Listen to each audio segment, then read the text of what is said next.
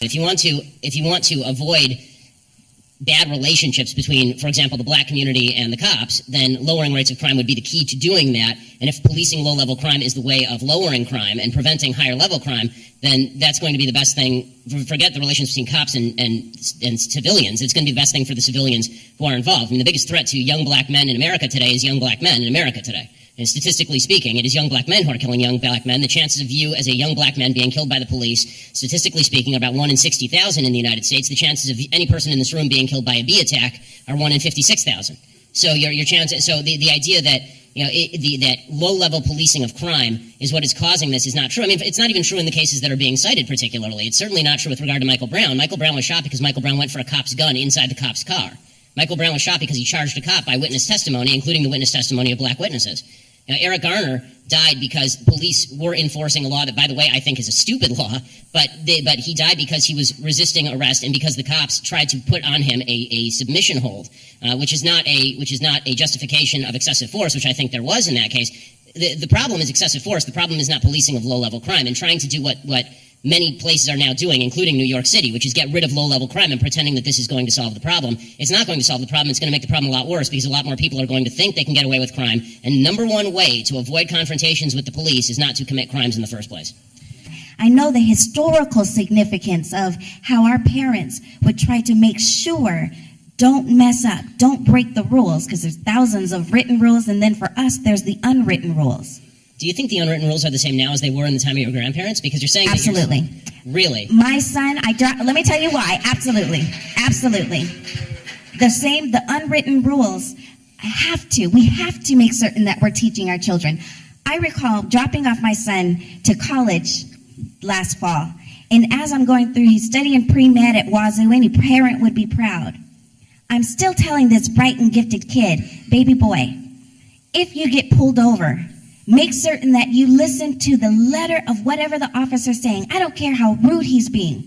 You say, yes, sir, the entire time. Baby boy, don't touch your cell phone. Before you reach for your registration, make certain you let the officer know what you're going to do before you remove your hands from the wheels. Those lessons come from our grandparents, but it's understanding. Those aren't the same lessons as 80 years ago. The lessons of 80 years ago were significantly more strict than tell the cops before you reach for your I mean, if those are the same rules, then my parents told me, and I'm pretty white.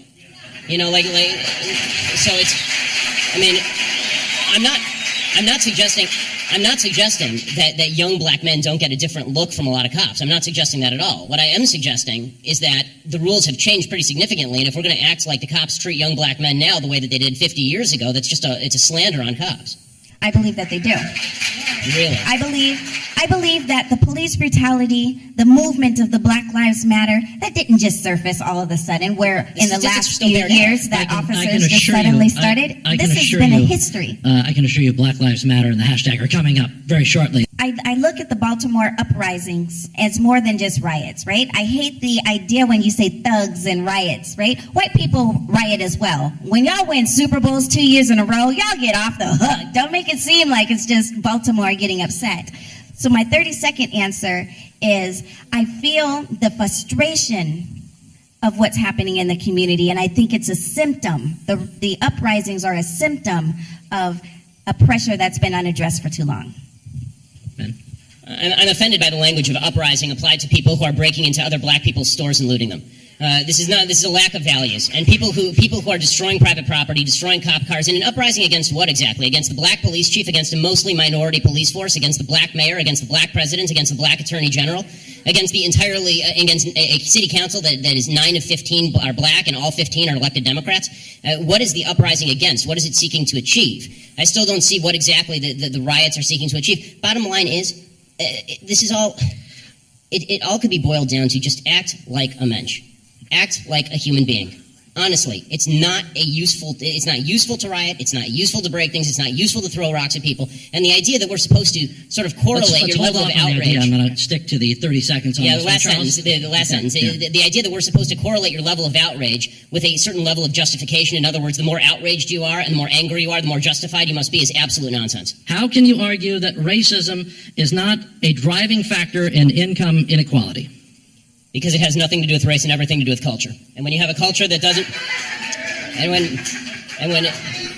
You know what? Explain to me. You explain to me why black kids aren't graduating high school. Explain that one to me. Explain to me why black kids are shooting each other in rates significantly higher than whites are shooting each other. Explain to me why 13% of the population is responsible for 50% of the murder. Explain to me why the number of black kids in prison, not for innocent reasons, not for walking down the street and getting pulled into a prison, is so high. Explain, if it has nothing to do with culture, explain to me why the single motherhood rate in the black community jumped from 20% to 70% in the same course of time that the civil rights movement has made such tremendous strides. Is America more racist now than it was in 1960? And if it is, please explain to me how that happened. Overwhelmingly, men commit crimes more than women, but we don't say that the Justice Department is sexist. So is there a line that you draw for yourself, or is there some way that you interpret statistical disparity and you determine that that is not a racial disparity, it's something else? Well, we can return to it. That's okay too. Ben, did you want to? Yes. It's called evidence of racism. When there is no evidence of racism, it's probably not racism. When there is actual evidence of racism, it's probably racism. And the fact that everybody jumps from there's inequality and therefore there is inequity, just because there's inequality does not mean there was inequity. But there has to be racism. You can't say there's no racism. Without evidence? No. I'm just saying that I don't know which animal. Maybe we're talking about dogs or something. I'm talking about human beings, and I'm like, human beings are most likely going to have racial prejudices. I'm just so sorry. I'm just so sorry. I don't know. I come from planet Earth. Charles, I want to ask you a question. So your default is that when there is no evidence, racism is the deciding factor. That is No, I was not saying that. I'm just saying that you're going to have sexists, you're going to have racists, you're going to have all this stuff. I'm just saying that. I agree it exists, but the problem that I'm seeing, and this is the problem with the general conversation, is that there's no solution in simply saying there's racism out there. How does that solve anything? I mean, when you talk about there's institutional racism, what does that mean? Show me a law that is racist in intent, and we will agree. Show me a police officer who commits a racist act, like we saw in South Carolina, right, where a police officer shot a black man running away, and it was obviously unjustified, and I will agree. But the idea that you can craft a narrative based on no racism because it just must be somewhere out there in the ether, that doesn't solve problems for anybody and creates more problems for people, because now they grow up in a milieu and an environment where they are told that every obstacle they face is from some shadowy, nameless, faceless group who is out to get them simply because of the color of their skin. They'll never succeed in that environment. I'd hate for us to walk away thinking Ferguson was just happening in that small town. We've got to broaden our lens, and we have to understand, yes, we use Ferguson, but it was used to talk about something that's happening throughout the country. Ben, I can get a quick response from you, and then I've got a follow-up question for Monique and a separate follow-up question for Charles. On the Black Lives Matter idea, I want to find the people. I want to find the people alongside you who think Black lives don't matter. I'm still looking for those people. Really, I mean, the implication is, of course, that for a bunch of people out there, for some reason, they're fine with black people getting shot in the street for no reason. Hands up, don't shoot was based on a lie. That's problematic. The idea that there is a huge number of black young men who are being shot for no reason by police officers is not statistically true. It's just not statistically true.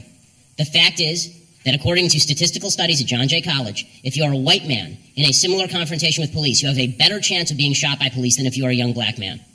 More white men are shot by the police every year in the country than young black men are shot by police in the country. The idea that there is a spate, and there's an easy proof. We know all of their names. We know all of their names. When there are 30 million black men in America. Okay, when we know President Obama said that we have a spate, it's a slow-rolling crisis. Once every couple of weeks, we have a case that's under dispute. So let's take his statistic. Okay, so let's say it's 26. Not one is too many, and we all agree. But is it really a slow-rolling crisis with a broad trend across the nation when there are 30 million black people in the entire country and 26 people are shot under disputed circumstances, and probably at least half of those, the cop is at least justified? In Michael Brown, he was justified. Okay, and so basing it on falsity, you can't base a narrative online.